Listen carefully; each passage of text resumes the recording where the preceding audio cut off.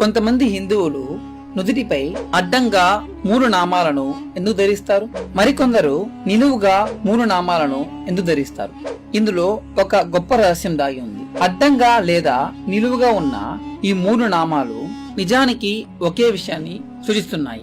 నేడు చాలా మంది దీని వెనుక ఉన్న నిజాన్ని వక్రీకరిస్తున్నప్పటికీ ఇది ఒక అద్భుతమైన పురాతన రహస్యం.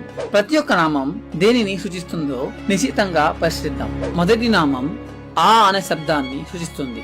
రెండవ నామం ఉ అనే శబ్దాన్ని సూచిస్తుంది.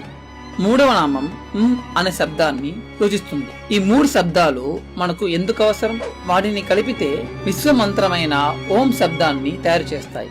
ఒక బిడ్డ మొదట మాట్లాడడానికి ప్రయత్నించినప్పుడు బిడ్డ మొదటి శబ్దాలు ఆ ఉ అని అనడం మీరు ఎప్పుడైనా గమనించారా? చాలా మంది పిల్లలు స్వరం ఉచ్చరించడం ప్రారంభించినప్పుడు సహజంగానే ఓం అనే శబ్దాన్ని ఉచ్చరిస్తారని మీకు తెలుసా? చాలా మంది పిల్లలు తమ మొదటి పదంగా మా, మామ లేదా అమ్మ అని చెప్తే ఇంట్రెస్టింగ్ గా ఉంటుంది కదా. శైవులు అని పిలువబడే శివుని అనుచరులు 3 నామాలను అడ్డంగా ధరిస్తారు.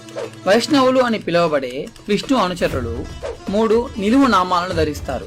కానీ వాటి మధ్య నిజమైన తేడా లేదు.